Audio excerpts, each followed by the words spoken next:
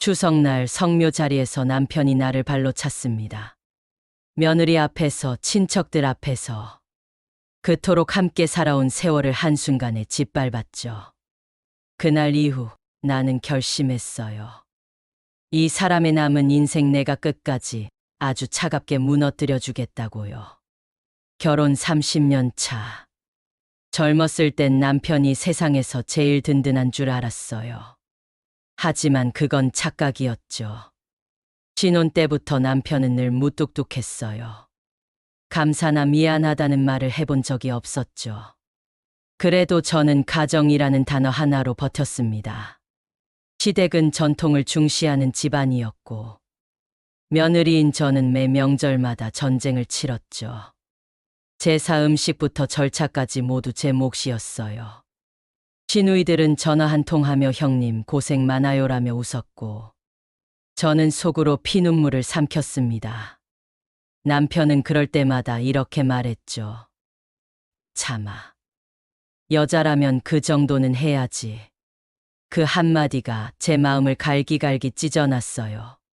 그렇지만 저는 끝까지 참고 살았어요. 이혼, 그건 사치라고 생각했죠. 내 인생은 이미 시댁과 남편의 그림자 아래 묶여 있었으니까요. 그해 추석은 유난히 더웠어요. 땀을 뻘뻘 흘리며 전을 붙이고 나무를 다듬고 있었죠. 손가락에 물집이 잡히고 눈은 맵고 허리는 휘어졌어요. 그때 거실에서 남편이 TV를 보며 말했어요. 그만 좀 쉬어. 음식 좀 사면 어때? 그 말만 들으면 고마운 줄 알겠죠. 근데 그 말 뒤에 이어진 게 문제였어요. 어차피 네가 해도 맛없잖아. 전 순간 멈췄어요. 그 사람은 정말 아무렇지 않게 말하더군요. 30년을 해온 음식인데 그 한마디에 다 부정당하는 기분이었어요. 밤이 되자 시누이한테서 전화가 왔어요. 형님, 내일 성묘 음식 좀 넉넉히 해줘요. 며느리도 오니까. 며느리. 아들 부부는 아직 신혼이었고 솔직히 저는 그 아이랑 마음이 안 맞았어요. 겉으론 웃었지만 속으로 저를 촌스럽다고 생각하는 게 다 보였거든요. 그날 밤 저는 부엌 한켠에서 가만히 울었어요. 내가 왜 이렇게 살아야 하나. 그런데 이상하게도 그 눈물 끝에 묘한 결심이 피어나더군요. 내일 절대 그냥 넘어가지 말자. 다음 날 아침 새벽부터 일어나 정성껏 음식 상자를 싸고 절 준비를 했어요. 남편은 여느 때처럼 성급하게 소리쳤죠. 아직도 안 나와. 또 늦겠다. 차 안은 숨막힐 정도로 조용했어요. 라디오에서 흘러나오는 트로트조차 답답하게 들렸죠. 며느리는 조수석에 앉아 거울을 들여다보고 있었고, 아들은 그걸 보고 싱글벙글 웃고 있었어요. 그 장면을 보는데 왠지 모르게 가슴이 먹먹했어요. 나는 저 나이 때 저런 사랑스러운 표정을 지어본 적이 있었을까? 성묘터에 도착하자마자 시누이들이 와서 떠들썩하게 인사했어요. 형님, 음식은 다 챙겨왔죠? 아유, 올해는 좀 간단히 했어요. 간단히? 그래도 며느리도 왔는데 좀 성의 있게 하지 그랬어요. 그때 며느리가 웃으며 말했어요. 맞아요, 어머님. 요즘은 이런 음식 안 하잖아요. 좀 촌스러워요. 그 말이 끝나기도 전에 주위 친척들의 시선이 전부 저에게 쏠렸어요. 그중 몇 명은 킥킥 웃기까지 했어요. 저는 참고 또 참았죠. 요즘 애들이야 그렇지, 괜찮아. 그렇게 말했지만 속은 이미 부글부글 끓고 있었어요. 그런데 남편이 그 상황을 보고도 말했어요. 네가 좀 신경 썼어야지.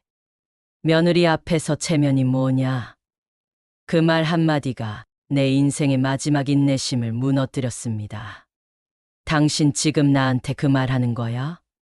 그 순간 남편이 제 다리를 발로 걷어찼어요. 닥쳐, 어른 앞에서 말대꾸는 버릇이냐. 순간 주위가 얼어붙었어요. 며느리는 놀란 표정으로 나를 봤고, 시누이들은 황급히 다른 데를 바라봤어요. 그날 내 마음속에서 무언가 뚝 하고 끊어졌습니다. 30년 동안 쌓아온 인내와 헌신이 그 한 발에 다 부서졌어요. 그날 밤 집으로 돌아온 저는 아무 말도 하지 않았습니다.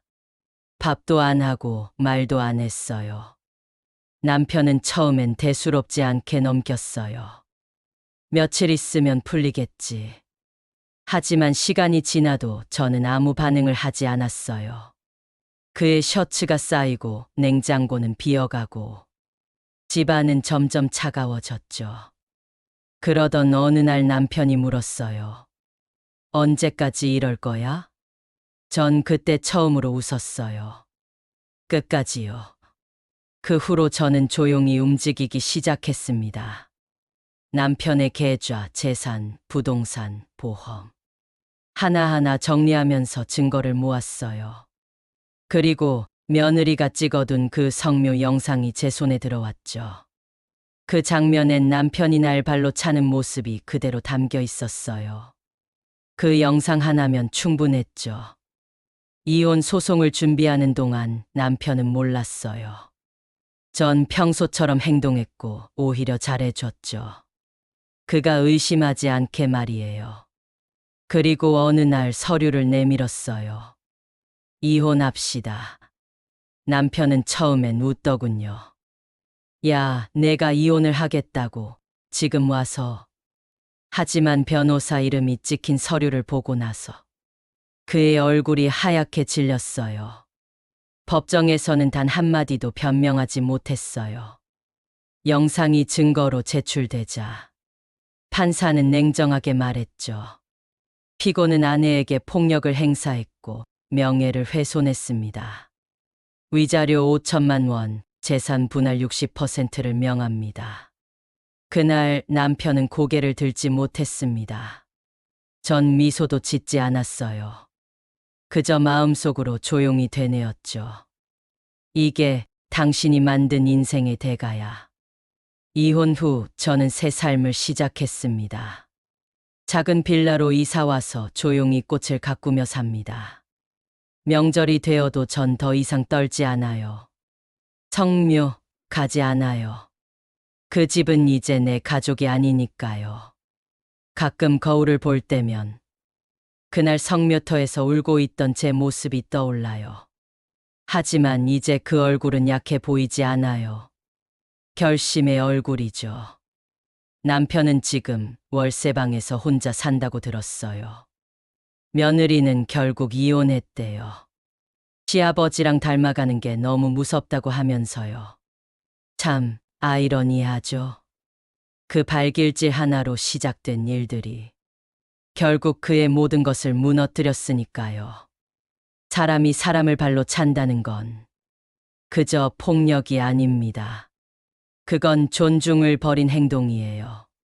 그날 이후 나는 깨달았어요. 지켜야 할 건 가정이 아니라 나 자신이었다는 걸요. 추석은 여전히 오겠죠. 하지만 이제 난 더 이상 누구의 며느리도 누구의 아내도 아닙니다. 그저 나로서 살아갈 뿐이에요. 혹시 비슷한 상처를 받은 적이 있나요? 댓글로 나눠주세요. 구독과 좋아요는 여러분의 공감을 이어주는 힘이 됩니다.